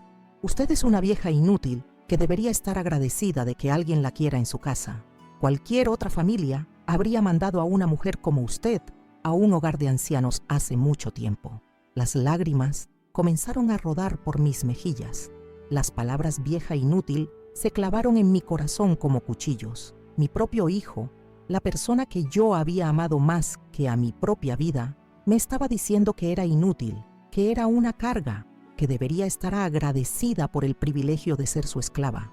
Y quinta verdad, dijo, deteniéndose directamente frente a mí, si vuelvo a escuchar una sola queja, una sola objeción, una sola palabra de protesta sobre cualquier cosa que le pida hacer, usted se va de esta casa inmediatamente. ¿Está absolutamente claro? Asentí entre sollozos, completamente destrozada por la crueldad de sus palabras. No puedo escucharla, dijo con sarcasmo. Responda en voz alta. Sí, está claro, logré susurrar. Perfecto. Ahora vaya a preparar la cena, y espero que esté deliciosa, porque después de esta pequeña demostración de ingratitud, va a tener que trabajar extra duro para recuperar mi confianza. Me levanté de la silla con las piernas temblorosas y me dirigí hacia la estufa. Mientras comenzaba a preparar la cena con manos que temblaban incontrolablemente, escuché a Federico y Yolanda conversando en voz baja en la mesa detrás de mí. Creo que necesitaba ese recordatorio. Escuché que decía Yolanda. Últimamente se había puesto un poco alzada. Sí, respondió Federico, pero ya entendió el mensaje. No va a haber más problemas. Esa noche, después de servir la cena, lavar los platos y realizar todas mis tareas habituales, me encerré en mi cuarto y lloré hasta que no me quedaron más lágrimas. Por primera vez, desde que esta pesadilla había comenzado, contemplé seriamente la posibilidad de irme de mi propia casa. Pero, ¿a dónde podría ir? ¿Cómo podría explicarle a mi hermana o a mis amigas que mi propio hijo me había convertido en su esclava? La vergüenza era demasiado grande, la humillación demasiado profunda. No sabía que al día siguiente, cuando regresaran de su viaje a Santa Cruz, Federico decidiría que palabras ya no eran suficientes para mantenerme en mi lugar. No sabía que habría escalado su crueldad hasta un nivel que cambiaría todo entre nosotros para siempre. No sabía que estaba a punto de descubrir exactamente hasta dónde estaba dispuesto a llegar mi propio hijo para asegurar mi sumisión total. El fin de semana que Federico y Yolanda pasaron en Santa Cruz fue el más extraño de mi vida. Por primera vez en meses, desperté sin el sonido del despertador a las 5 de la mañana. Por primera vez en tanto tiempo, tomé mi té de coca lentamente, sin prisa, escuchando el canto de los pájaros en el jardín trasero, sin tener que preocuparme por las tareas que debía completar antes de que ellos se levantaran. Pero la paz que debería haber sentido se veía empañada por una sensación constante de ansiedad. Incluso estando solos en mi propia casa, no podía relajarme completamente. Sus voces críticas resonaban en mi cabeza como ecos fantasmales. Mamá, hay polvo en esta repisa. Señora Amparo, la comida está muy condimentada. Vieja inútil que debería estar agradecida. Cumplí meticulosamente con todas las tareas que Federico me había asignado para el fin de semana. Limpié cada superficie de la casa hasta que brilló. Lavé y planché toda su ropa con el cuidado de alguien preparando un ajuar nupcial. Reorganicé su armario según un sistema que esperaba les resultara satisfactorio. Pero mientras realizaba cada tarea, algo comenzó a cambiar dentro de mí. Tal vez fue la soledad temporal, tal vez fue el agotamiento acumulado de meses de humillación constante, pero comencé a ver mi situación con una claridad que no había tenido antes. Me vi a mí misma desde afuera, Una mujer de 68 años, con 4 décadas de carrera profesional exitosa, arrastrándose por su propia casa como una empleada aterrorizada de perder su trabajo. El domingo por la tarde, cuando estaba terminando de limpiar las ventanas exteriores como Federico había ordenado, mi vecina doña Rosa se acercó por encima de la cerca que separaba nuestros patios. Amparo, me dijo con una expresión de preocupación: «Hace semanas que no la veo. ¿Está todo bien?». Era una pregunta simple, pero me tomó por sorpresa. ¿Cuándo había sido la última vez que alguien me había preguntado cómo estaba como persona, no como funcionaria doméstica? «Estoy bien, Rosa», respondí automáticamente, aunque mi voz sonaba extraña hasta para mí. «Usted no se ve bien», insistió Rosa, estudiando mi cara con esos ojos penetrantes que desarrollan las mujeres mayores. «Se ve diferente, más delgada, más cansada». «¿Y por qué está limpiando ventanas un domingo por la tarde? ¿No era ese el día que siempre reservaba para descansar?». La observación de Rosa me golpeó como un baldazo de agua fría. Tenía razón. Los domingos solían ser mi día sagrado de descanso. Cuando me quedaba en pijama hasta tarde, leía novelas, cocinaba algo especial solo para mí. ¿Cuándo había perdido eso? ¿Cuándo había permitido que mi día de descanso se convirtiera en otro día de trabajo para satisfacer las demandas de otras personas? «Es que tengo visitas esta semana y quiero que todo esté perfecto». Mentí. Rosa me miró con una expresión que sugería que no me creía completamente, pero no insistió. Después de unos minutos de conversación casual sobre el clima y los chismes del barrio, se despidió y volvió a su casa, pero sus palabras siguieron resonando en mi cabeza. «Se ve diferente». Esa noche, por primera vez en meses, me paré frente al espejo de mi habitación y realmente me miré. Lo que vi me aterró. La mujer que me devolvía la mirada era una versión disminuida, encorvada, apagada de quien yo había sido. Mi cabello, antes siempre bien peinado, se veía opaco y descuidado. Mis ojos, que durante décadas habían brillado con la inteligencia y confianza de una educadora respetada, ahora tenían la expresión cautelosa de alguien que vive en estado de alerta constante. Pero lo más impactante no fue ver el deterioro físico, sino reconocer el deterioro espiritual. En algún momento durante estos meses de humillaciones graduales, había dejado de ser Amparo Sánchez Herrera, la maestra, y me había convertido en algo que ni siquiera tenía nombre propio. Era simplemente mamá para Federico y señora Amparo para Yolanda. Títulos que ahora sonaban más como posiciones laborales que como expresiones de afecto familiar. Federico y Yolanda regresaron el domingo por la noche con el humor alegre de personas que habían disfrutado un fin de semana de libertad. Llegaron cargados de bolsas de regalos de la familia de Yolanda y hablando animadamente sobre los lugares que habían visitado, las comidas que habían probado, las personas que habían conocido. «¡Mamá!», gritó Federico al entrar. «¡Tráganos algo de tomar! El viaje fue largo y llegamos con sed». Corrí a la cocina a preparar jugos frescos, sintiéndome como una mesera atendiendo clientes que acaban de llegar a un restaurante. Mientras servía las bebidas, ellos inspeccionaron mi trabajo del fin de semana con la meticulosidad de auditores revisando libros contables. «Bien, mamá», dijo Federico después de su ronda de inspección. «La casa se ve aceptable, aunque noté que la ventana del baño principal todavía tiene algunas manchas de agua». Mi corazón se hundió. Había pasado 2 horas en esa ventana específicamente, limpiándola con 3 productos diferentes para asegurarme de que estuviera perfecta. Pero aparentemente mi definición de perfección seguía sin coincidir con la suya.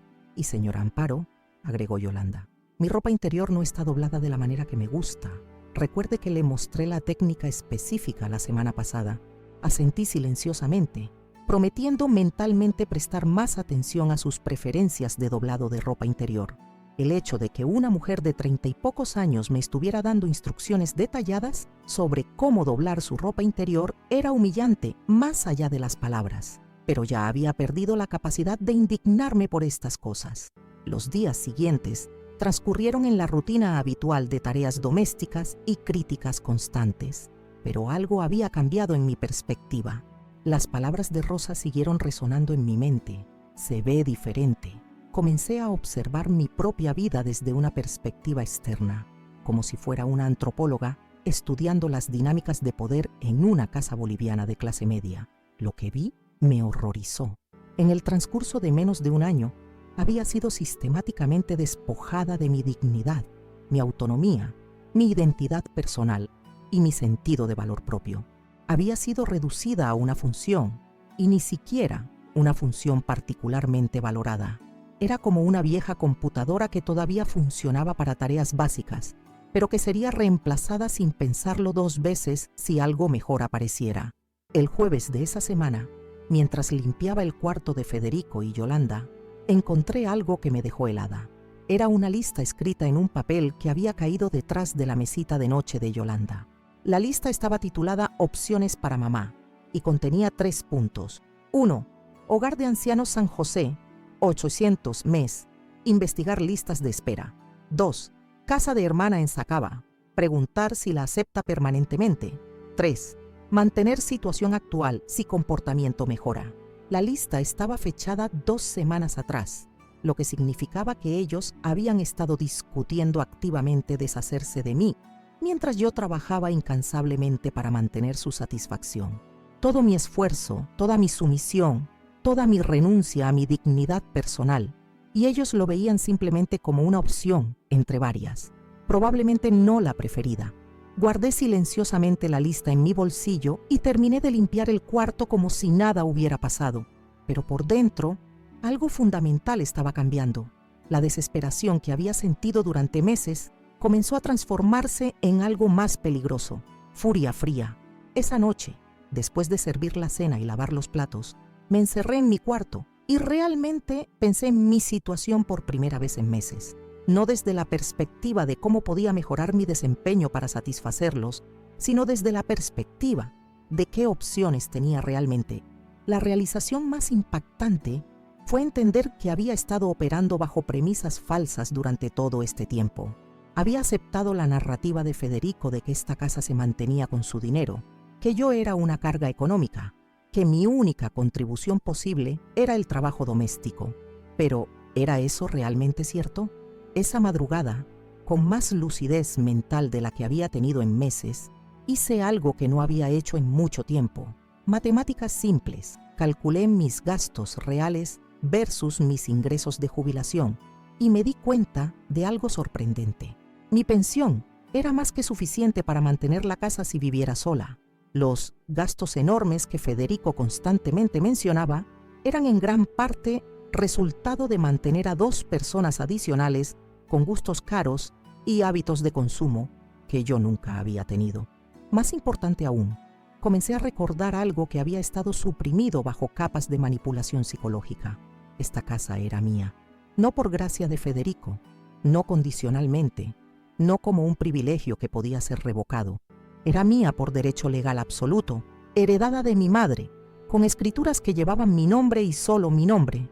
Esta revelación fue como despertar de un sueño. Durante meses, había estado viviendo en mi propia casa como si fuera una inquilina tolerada, agradecida por el privilegio de limpiar y cocinar para personas que me trataban como empleada doméstica no remunerada. Pero la realidad legal era completamente diferente. Ellos eran los que estaban viviendo en mi casa por mi generosidad. El viernes por la mañana, después de que Federico y Yolanda se fueran al trabajo, hice algo que no había hecho en meses. Salí de la casa sin dejar una nota explicando a dónde iba o cuándo volvería. Caminé hasta el centro de Cochabamba y fui directamente a la oficina del notario, donde se habían tramitado los papeles de herencia cuando murió mi madre. Señora Sánchez, me saludó el notario, un hombre mayor que me recordaba vagamente de años atrás. ¿En qué puedo ayudarla? Necesito una copia certificada de la escritura de mi casa, le dije con una claridad en la voz que me sorprendió a mí misma. Y necesito confirmación legal de quién tiene derechos sobre esa propiedad.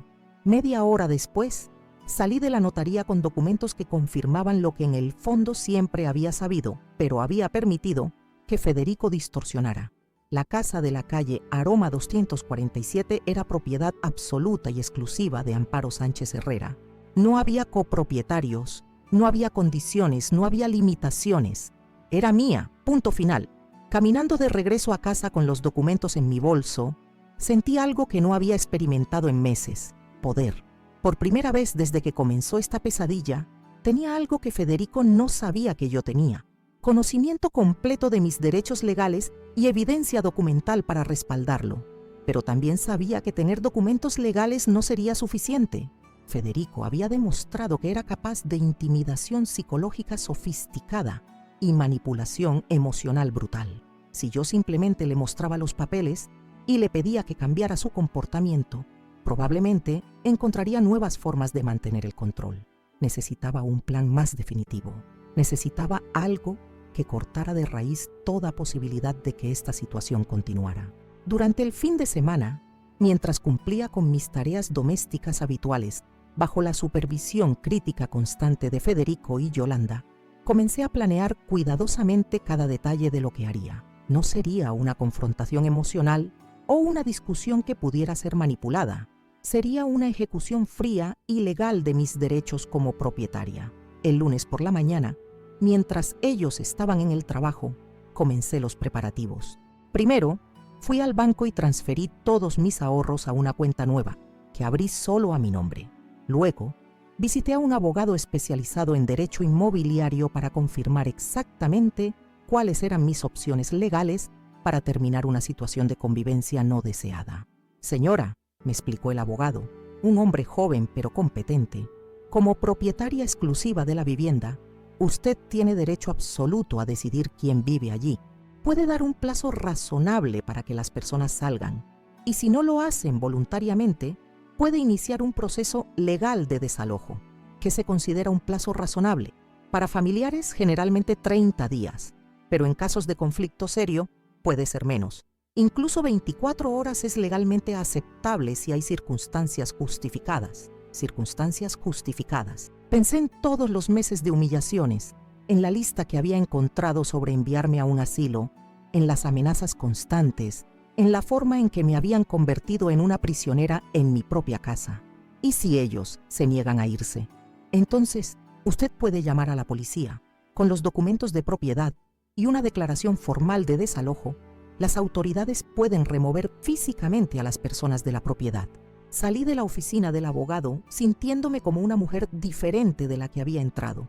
Por primera vez en meses, tenía un plan concreto, respaldo legal sólido y la certeza de que no tendría que pasar ni un día más siendo maltratada en mi propia casa. Pasé el resto de la semana en preparación silenciosa. Separé discretamente las pertenencias de Federico y Yolanda de las mías. Organicé mis documentos importantes. Preparé las declaraciones legales que necesitaría. Y más importante, preparé mentalmente para lo que sabía sería la confrontación más difícil de mi vida. El momento llegó el viernes por la tarde. Federico había tenido una semana particularmente estresante en el trabajo, lo que significaba que había estado especialmente crítico con mi desempeño doméstico.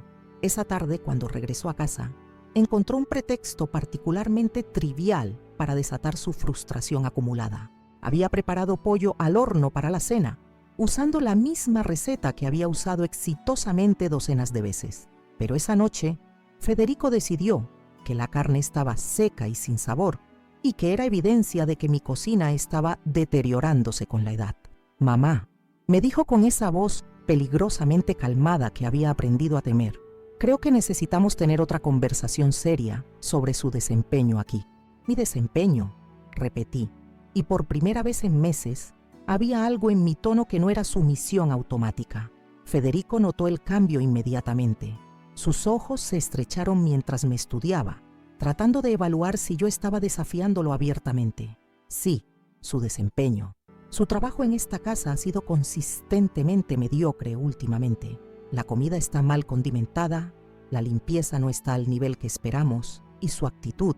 «Mi actitud», interrumpí, sorprendiéndome a mí misma por hablar antes de que él terminara.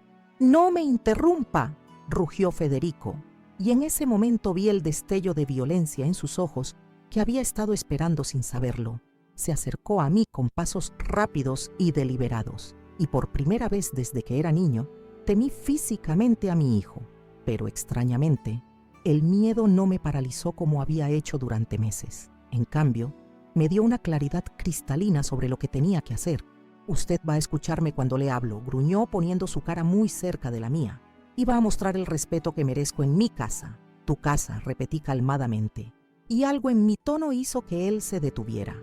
Sí, mi casa, porque yo la mantengo, yo pago las cuentas, yo... No terminó la frase porque en ese momento hice algo que cambió todo. Sonreí. Una sonrisa pequeña, tranquila, que contenía todos los meses de humillación reprimida y toda la anticipación de lo que estaba a punto de suceder. Federico vio esa sonrisa y algo en su expresión cambió. Era como si hubiera reconocido, en un nivel instintivo, que el equilibrio de poder había cambiado fundamentalmente. ¿De qué se está riendo, vieja inútil?, me preguntó, pero había incertidumbre en su voz ahora. Fue entonces cuando saqué los documentos de mi bolsillo, los desdoblé calmadamente y los puse sobre la mesa de la cocina, donde él pudiera verlos claramente. «Esta casa no es tuya, Federico», le dije con una voz que no reconocía como mía, tan tranquila y segura. «Esta casa es mía, completamente mía, y mañana por la mañana tú y Yolanda se van».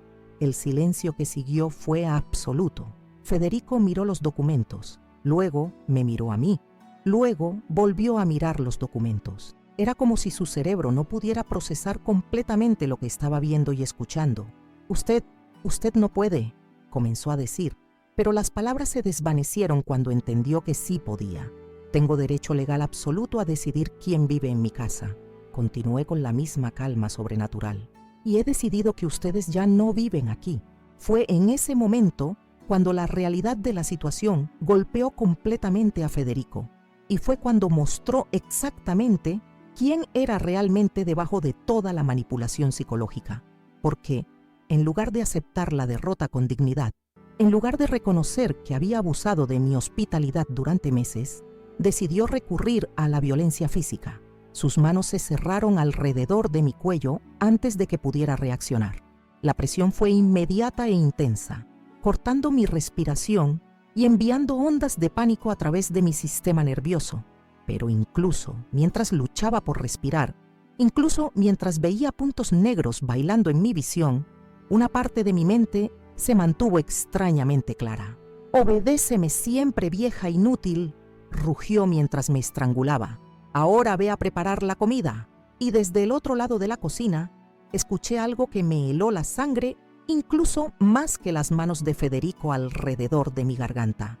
La risa de Yolanda, una risa genuina, deleitada, como si ver a una mujer de 68 años siendo estrangulada fuera el entretenimiento más divertido que había visto en semanas.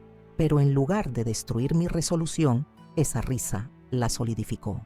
Porque en ese momento entendí que no estaba lidiando con familiares que habían perdido el rumbo o que estaban pasando por un momento difícil. Estaba lidiando con personas genuinamente crueles que disfrutaban mi sufrimiento. Cuando Federico finalmente me soltó y yo caí al suelo tosiendo y luchando por recuperar el aliento, él se quedó parado sobre mí con una expresión de satisfacción. «Ahora entiende cómo van a ser las cosas», me dijo. «Olvídese de esos papeles, olvídese de sus ideas locas. Va a hacer exactamente lo que le digo, cuando se lo digo, o la próxima vez será peor». Pero mientras me levantaba lentamente del suelo, con la garganta ardiendo y el corazón palpitando, una cosa era absolutamente clara en mi mente. Había sido la última vez que alguien pondría las manos encima de mí en mi propia casa. El Federico que había estrangulado a su propia madre había cometido el error más grande de su vida, porque había transformado una decisión fría y legal en algo personal e irreversible. Al día siguiente, cuando Federico y Yolanda salieron al trabajo como si nada hubiera pasado, como si la noche anterior no hubieran demostrado exactamente quiénes eran realmente, puse en marcha la última fase de mi plan. Las marcas en mi cuello todavía estaban frescas, dolorosas al tacto, pero mi determinación era más fuerte que cualquier dolor físico que pudiera sentir. A las 8 de la mañana en punto, llamé al cerrajero. «Necesito que cambien todas las cerraduras de mi casa hoy mismo», le dije. «Es urgente». A las 9, llamé a una empresa de mudanzas. «Necesito que empaquen y retiren todas las pertenencias de 2 personas antes de las 5 de la tarde». A las 10, fui a la comisaría más cercana para hacer una denuncia formal por violencia doméstica, mostrando las marcas en mi cuello y proporcionando mi testimonio detallado sobre los meses de abuso psicológico y la agresión física de la noche anterior. Durante todas estas gestiones, Sentí una calma que no había experimentado en meses. Era como si finalmente hubiera recuperado el control sobre mi propia vida, como si hubiera despertado de una pesadilla que había durado demasiado tiempo. Por primera vez, desde que Federico y Yolanda se habían mudado a mi casa, cada decisión que tomaba era mía.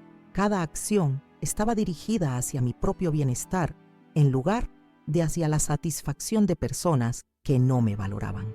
A las 2 de la tarde, cuando los trabajadores de la empresa de mudanzas terminaron de empacar y cargar todas las pertenencias de Federico y Yolanda en sus camiones, mi casa se veía completamente diferente. Era como si hubiera sido liberada de una presencia opresiva que había estado ahogando su energía natural. Los espacios se veían más amplios, el aire se sentía más limpio. Incluso la luz que entraba por las ventanas parecía más brillante. A las 3, el cerrajero terminó de instalar las nuevas cerraduras. Me entregó las llaves con una sonrisa amable y me dijo: «Señora, esta es una casa muy bonita. Espero que ahora pueda disfrutarla en paz». No sabía cuánta razón tenía. A las 4, regresé a la comisaría para recoger los documentos oficiales de mi denuncia y la orden de restricción que había solicitado. El oficial a cargo me explicó que Federico tenía prohibido acercarse a mi domicilio por un periodo mínimo de 6 meses y que cualquier violación de esta orden resultaría en su arresto inmediato. Cuando Federico y Yolanda llegaron a casa esa tarde, encontraron sus pertenencias empacadas y apiladas en la acera frente a la casa. Encontraron las cerraduras cambiadas y una nota pegada en la puerta que explicaba claramente la situación. Habían sido formalmente desalojados de la propiedad. Existía una denuncia policial en su contra por violencia doméstica y cualquier intento de entrar a la casa o contactarme resultaría en consecuencias legales inmediatas. Escuché los gritos de Federico desde adentro de la casa. Escuché cuando golpeó la puerta, cuando gritó amenazas, cuando Yolanda lloró y suplicó, pero no abrí la puerta. No respondí a sus gritos, no cedí a la manipulación emocional que habían perfeccionado durante meses. En cambio, me senté en mi sala, en mi propio sofá, en mi propia casa, y tomé una taza de té de coca mientras escuchaba cómo se desvanecían sus voces a medida que entendían que esta vez no había vuelta atrás, que habían perdido todo el poder que creían tener sobre mí, que finalmente habían enfrentado las consecuencias de sus acciones. La sensación de liberación fue tan intensa que lloré. Pero no fueron lágrimas de tristeza o arrepentimiento, fueron lágrimas de alivio, de gratitud hacia mí misma por haber encontrado finalmente la fuerza para defender mi dignidad, de alegría por haber recuperado mi hogar. Los primeros días después de la expulsión fueron como redescubrir mi propia vida. Desperté cuando quise despertar, sin alarmas, sin prisa, sin la ansiedad constante de tener que cumplir con una lista interminable de tareas domésticas. Tomé mi desayuno lentamente, leyendo el periódico completo por primera vez en meses. Caminé por mi casa, disfrutando del silencio, del orden, de la paz. Poco a poco, comencé a recuperar aspectos de mi personalidad que había perdido durante los meses de abuso. Volví a escuchar música, algo que había dejado de hacer porque Federico y Yolanda siempre tenían quejas sobre mi selección musical. Volví a cocinar comidas que me gustaban a mí, sin tener que preocuparme por críticas o demandas especiales. Volví a leer novelas, a ver mis programas de televisión favoritos, a simplemente existir como una persona con deseos e intereses propios en lugar de como una función doméstica. Llamé a mi hermana Remedios en Sacaba y le conté lo que había pasado. Su reacción fue de shock inicial, seguida de apoyo inquebrantable. «Amparo», me dijo, «siempre supe que algo estaba mal cuando hablabas conmigo estos últimos meses. Tu voz sonaba diferente, como apagada, pero nunca imaginé que fuera tan serio. Hiciste bien en sacarlos de tu casa. Nadie tiene derecho a tratarte de esa manera, ni siquiera tu propio hijo». Sus palabras me confirmaron algo que había comenzado a sospechar, que el abuso había sido obvio para personas externas, pero yo había estado tan inmersa en la situación que había perdido la perspectiva para reconocerlo completamente. También hablé con algunas de mis ex colegas de la escuela, mujeres que me habían conocido durante décadas como una profesional competente y respetada. Sus reacciones fueron similares: shock, indignación y apoyo total para mi decisión. Amparo, me dijo mi ex directora, doña Carmen, tú eres una de las maestras más dedicadas que he conocido. Durante 40 años demostraste tu fortaleza, tu inteligencia, tu capacidad. Que tu propio hijo no haya podido ver eso es su pérdida, no la tuya. Estas conversaciones me ayudaron a reconstruir mi sentido de autoestima. Durante meses había comenzado a creer las narrativas de Federico y Yolanda sobre mi incompetencia, mi inutilidad, mi dependencia de su generosidad. Pero escuchar a personas que me conocían desde antes de esta pesadilla me recordó quién era realmente. Una mujer fuerte, inteligente, capaz, que había tenido una carrera exitosa y había criado a un hijo, aunque ese hijo hubiera resultado ser una decepción. Aproximadamente un mes después de la expulsión, Federico apareció en mi puerta. Lo vi llegar desde la ventana de mi sala, caminando lentamente por la calle, con una expresión que no había visto en su rostro en años: humildad. Tocó el timbre suavemente, no como las demandas agresivas a las que me había acostumbrado. No abrí la puerta. En cambio, le hablé desde adentro. Federico, hay una orden de restricción contra ti. No puedes estar aquí. Mamá, dijo, y su voz sonaba diferente también, más pequeña, menos segura. Solo quiero hablar con usted. Quiero disculparme. No hay nada que hablar. Y tus disculpas llegan demasiado tarde. Por favor, mamá. He estado pensando en todo lo que pasó. Me doy cuenta de que me equivoqué. Quiero arreglar las cosas entre nosotros. Era exactamente el tipo de manipulación emocional que había funcionado con éxito durante años. El Federico contrito, arrepentido, que prometía cambiar si solo le daba otra oportunidad. Pero esta vez yo tenía la perspectiva que me había faltado antes. Federico, le dije a través de la puerta cerrada, tuviste 45 años de oportunidades para tratarme con respeto. Cuando decidiste poner tus manos en mi cuello, cuando decidiste llamarme una vieja inútil, cuando decidiste convertirme en tu empleada doméstica, perdiste todas las oportunidades futuras. Pero soy su hijo, insistió, y pude escuchar lágrimas en su voz. Un hijo que respeta a su madre. Respondí, tú demostraste que eres un hombre que abusa de mujeres mayores cuando crees que puedes salirte con la tuya. Esas son dos cosas muy diferentes. Se quedó afuera durante casi una hora, alternando entre súplicas y amenazas veladas. Pero yo no cedí. No abrí la puerta, no cambié de opinión, no permití que la culpa o la manipulación emocional me convenciera de darle otra oportunidad. Eventualmente se fue, y esa fue la última vez que intentó contactarme directamente. A través de conocidos mutuos, me enteré de que él y Yolanda habían tenido que alquilar un apartamento pequeño en las afueras de la ciudad, que estaban luchando financieramente, que su relación estaba bajo estrés por las dificultades económicas. Parte de mí se sintió tentada a sentir pena por ellos, pero me recordé a mí misma que estaban experimentando las consecuencias naturales de sus propias decisiones. Hoy, 6 meses después de recuperar mi casa, puedo decir honestamente que soy más feliz de lo que he sido en años. Mi vida es tranquila, ordenada, pacífica. Me levanto cuando quiero, como lo que quiero, veo lo que quiero en televisión. Tengo visitas cuando me apetece, salgo cuando tengo ganas. Y vivo según mi propio horario, en lugar de según las demandas de otras personas.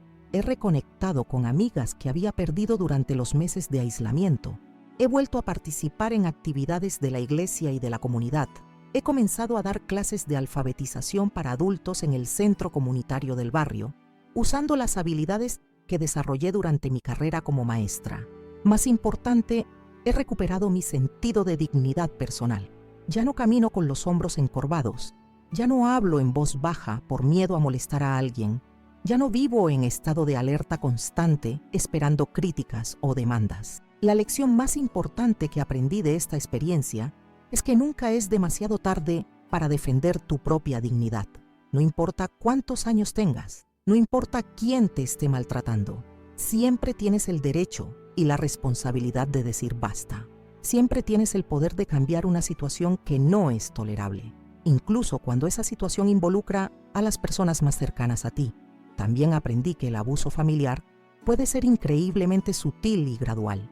No comenzó con violencia física, comenzó con pequeñas faltas de respeto, críticas constantes y la erosión gradual de mis límites personales. Para cuando llegó a la violencia física, yo ya había sido condicionada a aceptar niveles de maltrato que habrían sido impensables al principio.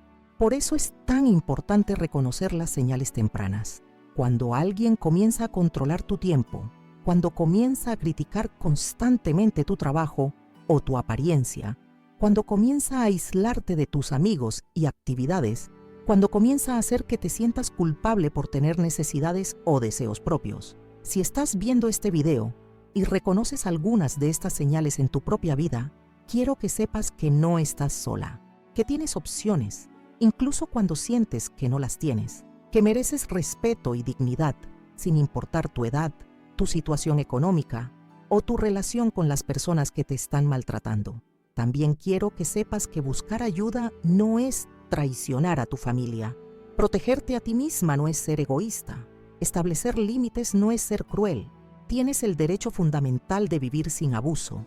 Y ese derecho no desaparece porque la persona que te está lastimando sea tu hijo, tu esposo, tu nuera o cualquier otro familiar. Mi historia terminó bien porque tuve la suerte de tener recursos legales y económicos que me permitieron tomar acción decisiva. Pero entiendo que no todas las personas están en la misma situación. Si estás enfrentando abuso, pero sientes que no tienes opciones, te animo a que busques organizaciones locales de apoyo a víctimas de violencia doméstica, que hables con trabajadores sociales, que consultes con abogados sobre tus derechos, que te conectes con grupos de apoyo para personas en situaciones similares. La ayuda existe, pero a veces tenemos que ser activos en buscarla. Y el primer paso siempre es reconocer que lo que está pasando no está bien, que mereces mejor y que tienes el derecho de luchar por una vida más digna. Si mi historia te tocó de alguna manera, si te ayudó a ver tu propia situación con más claridad, si te dio esperanza de que el cambio es posible incluso en las circunstancias más difíciles, te pido que ayudes a compartir este mensaje con otras personas que puedan necesitar escucharlo. Suscríbete al canal Abuela Recordó, porque cada semana traigo historias reales de personas que, como yo, pasaron por momentos difíciles, pero encontraron la fuerza para cambiar sus vidas.